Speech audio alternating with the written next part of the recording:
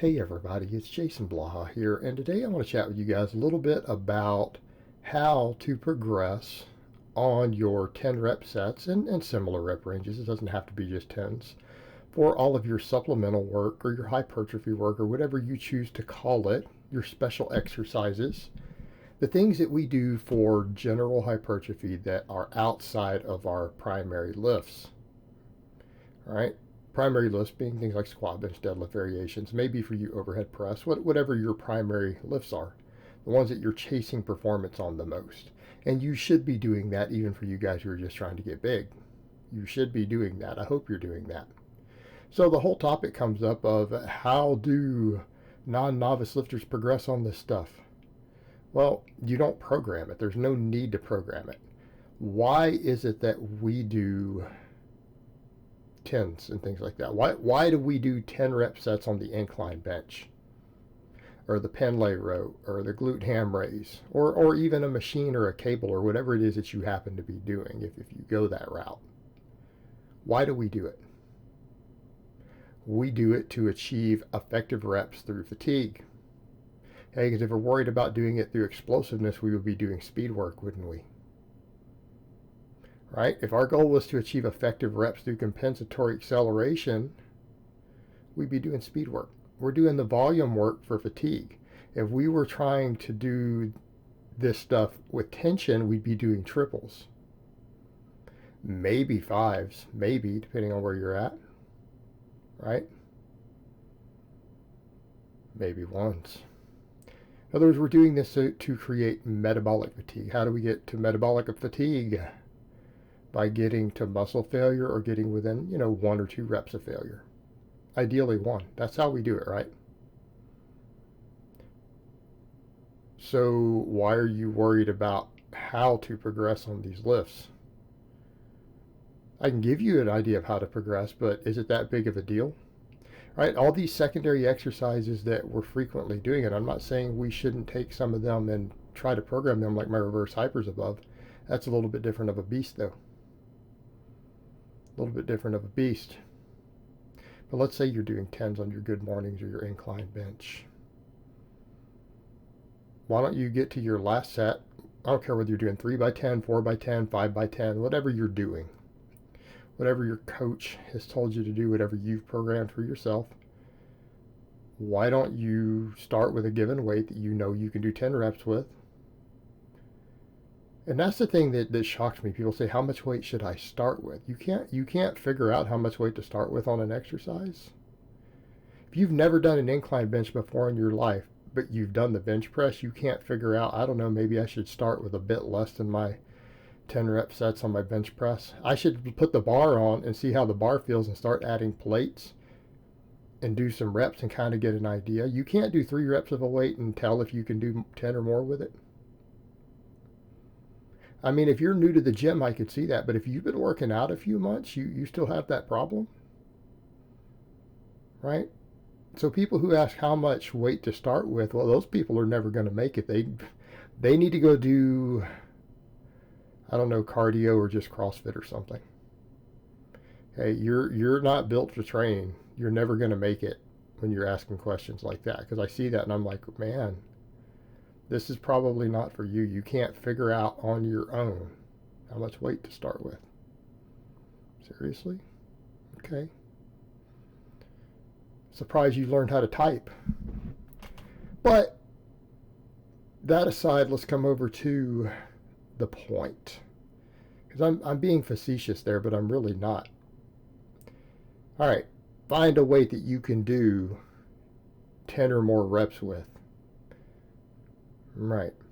Do your first few sets. When you get to your final set, whether it's the 3rd, 4th, 5th set, assess how heavy rep 10 is.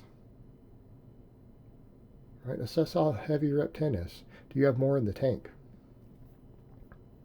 Yeah? Okay. Try to get more reps. Because the first few sets of 10 should be challenging. If the first set of 10 isn't challenging and you know, man, I could have probably done 15 reps, well, that's a warm-up set. You need to go ahead and put 5 or 10 pounds or whatever more on there and do your actual real set. But you get to the final set. Let's say your 3rd set of 10. See if you can get more reps without form breaking down. Okay, see if you can get 11. Now, if you can get 11 and the 11th one is kind of a grinder, you're at the right weight. You're at a good weight. Or maybe you could add a fractional plate, right? Let's say you're doing 135 pounds for 10. Okay, you could add a little fractional plate on maybe. You could try to bump it 2.5 pounds. And you guys can put kilos in. It doesn't matter that I said pounds if you're not in America. If you don't use freedom units, it's okay. 135 kilos, for sets of 10. Whatever lift that might be. Probably a pretty big dude at that point. You can add a fractional plate, right, for your next workout. But if you can crank out 13 or 14 or 15 reps, you need to bump the weight next time. Simple enough. Now people say, oh my God, I didn't get enough work in that workout. No, you got some fatigue.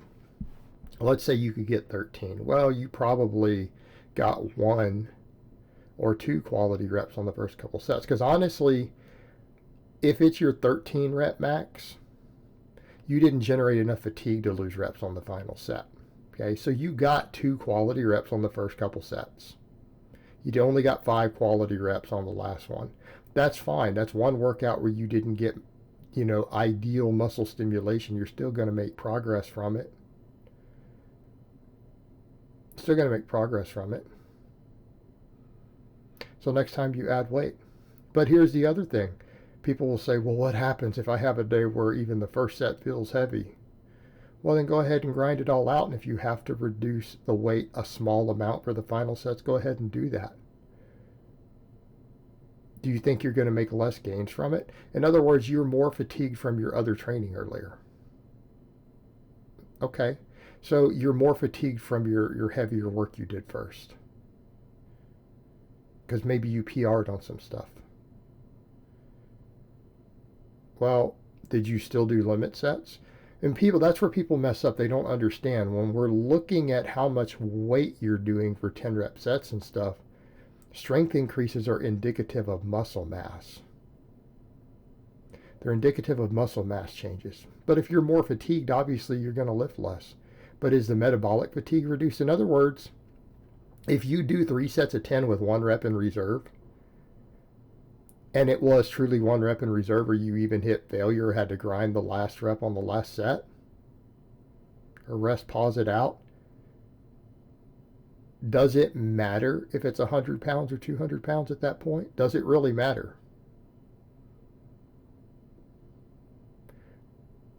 The correct answer is no. Because some people might be struggling with that. The correct answer is no, it doesn't matter. We're generating metabolic fatigue for the purpose of hypertrophy. Right?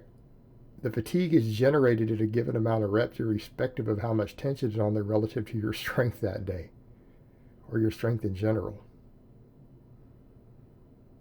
And I'm not saying tension doesn't matter, but for the context of generating fatigue for the purposes of hypertrophy, not as relevant as you would think.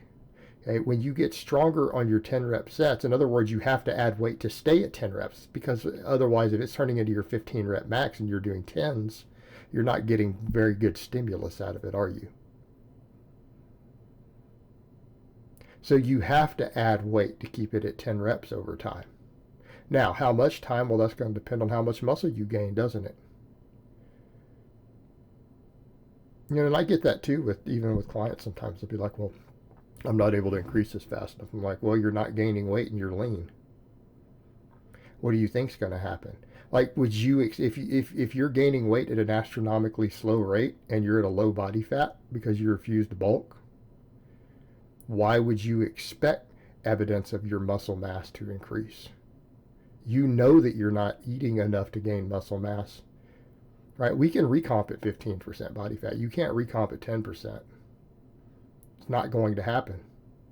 You need to just give up on that idea. You're not going to gain muscle without gaining weight at that point. And I'm not saying you have to gain 37 pounds, but the scale better be going up.